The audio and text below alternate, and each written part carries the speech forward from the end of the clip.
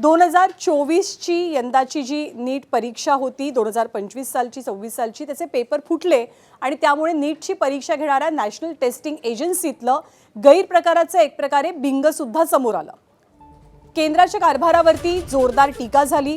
Paper फुटीचा धक्का अनेक विद्यार्थ्यांना सहन झाला नाही, त्यांनी टोकाचं पाऊल सुद्धा उचललं। पण आता केंद्र सरकार टीकेचं धनी या परीक्षेवरनं बनलेलं असताना सरकारने एक मोठा निर्णय घेतलाय। 21 जूनला जी फेरपरीक्षा होते त्यासाठी आता लष्कर सरकारला मदत करणार आहे आणि वायुदलांच्या विमानांचा वापर पेपर परीक्षा केंद्रांवरती पोहोचवण्यासाठी केला जाईल। केंद्रीय शिक्षण मंत्री धर्मेंद्र प्रधान यांनी एबीपी नेटवर्कला ही महत्त्वाची माहिती दिली आहे। नीटच्या फेरपरीक्षेसंदर्भात आज संरक्षण मंत्री राजनाथ सिंग यांच्यासोबत एक अतिशय महत्त्वाची बैठक पार पडली। या बैठकीला केंद्रीय शिक्षण मंत्री धर्मेंद्र प्रधान यांच्यासह ज्योतिरादित्य शिंदे, एनटीएचे महासंचालक अभिषेक सिंग आणि पंतप्रधान कार्यालयातले काही वरिष्ठ अधिकारी उपस्थित होते। या बैठकीनंतर केंद्रीय शिक्षण मंत्री धर्मेंद्र प्रधान यांनी एबीपी नेटवर्क सोबत खास संवाद साधला आणि महत्त्वाची माहिती दिली आहे। मात्र केवळ एक परीक्षा घेण्यासाठी लष्कराची मदत घेतली जात असल्यानं विरोधकांनी सुद्धा या मुद्द्यावरनं केंद्र सरकारवर निशाणा साधलाय।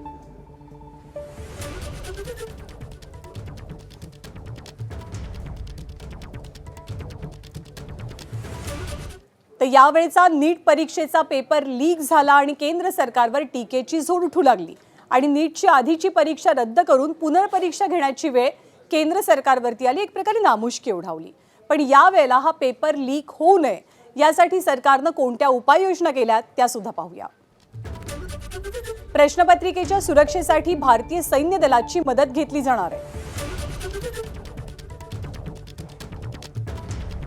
तर विविध परीक्षा केंद्रांवरती पेपर पोहोचवण्यासाठी थेट वायुदल मदत करेल।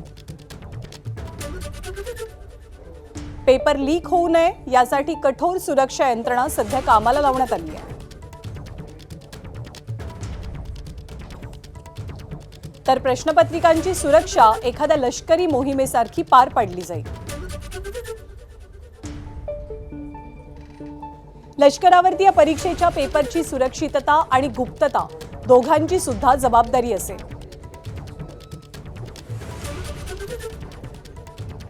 त्यामुळे आतापर्यंत आपण पाहिलंय की आपल्या देशाचं लष्कर आपल्या देशांच्या सीमांचं रक्षण करतं, देशापलीकडच्या शत्रूंपासनं।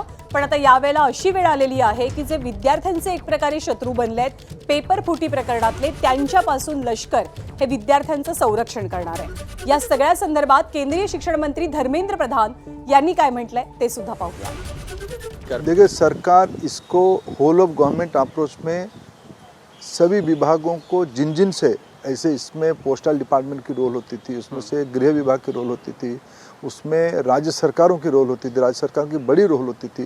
पिछले परीक्षा में भी उनकी काफ़ी मदद हुई है। हम फिर एक बार होल ऑफ गवर्नमेंट अप्रोच को इकट्ठा करके हम लोग सब ताकत लगा के उसको निर्भुल परीक्षा करें, निर्दोष परीक्षा कर उसी काम पे लगे हैं। इस बार एक सोच है कि इस परीक्षा में जो प्रश्न पत्र को नीचे ले जाने के लिए, जहाँ प्रस्तुत होती है उससे नीचे ले जाने के लिए पोस्टल डिपार्टमेंट उस काम को करता था।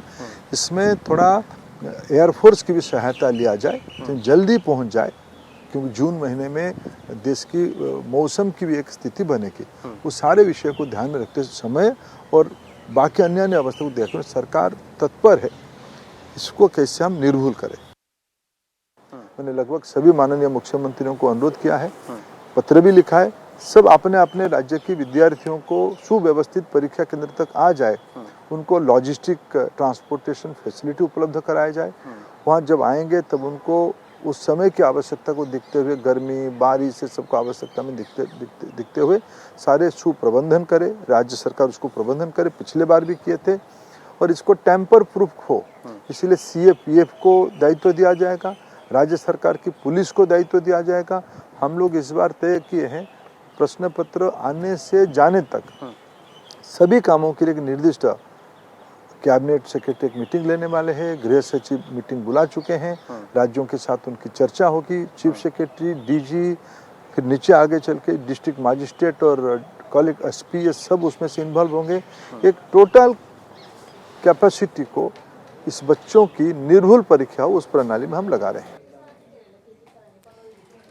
तर देशातल्या परीक्षांच्या बाबतीत इतिहासात आजवर हे पहिल्यांदाच कदाचित होत असावं की एखादी परीक्षा निर्विघ्नपणे पार पडण्यासाठी थेट केंद्र सरकारकडनं लष्कराची मदत घेतली जाते। या सगळ्या संदर्भात निवृत्त कर्नल सतीश ढगे यांनी काय माहिती दिली आहे ती सुद्धा पाहूया। दुसरी गोष्ट 21 जूनला जर ही परीक्षा कंडक्ट करायची असेल तर कमी वेळ असल्यामुळे स्पीड हा एक महत्वाचा फॅक्टर आहे आणि फुल प्रूफ हँडलिंग एकूणच सगळं जे वातावरण आहे यामध्ये या परीक्षेच्या अनुषंगानं पेन अँड पेपर बेस्ड परीक्षा यावर्षी जर कंडक्ट करायची असेल तर फुल प्रूफ हँडलिंग कशी करायची हा प्रश्न समोर असल्यामुळे सरकारला या ठिकाणी लष्कराची त्याचबरोबर वायुदलाची मदत त्या ठिकाणी घ्यावी लागते। पहिली गोष्ट आपल्याला माहिती आहे की एनटीएच्या परीक्षा पद्धतीविषयी खूप मोठे प्रश्नचिन्ह आहेत। मग एक प्रकारे आज घडीला लष्कराकडे जे आहे अत्यंत सिस्टमॅटिकली सामान्य जनता त्या ठिकाणी पाहते की इथे भ्रष्टाचार किंवा इथे जे आहे आमचा सर्वात शेवटचा ऑप्शन म्हणजे भारताचं लष्कर या पॉइंट ऑफ व्ह्यू न पाहिलं जातं, म्हणून भारताच्या लष्कराला या ठिकाणी इन केलं जात आहे। भ्रष्टाचाराचा तिथे काही प्रश्न येणार नाही। एबीपी माझा, उघडा डोळे बघा नीट।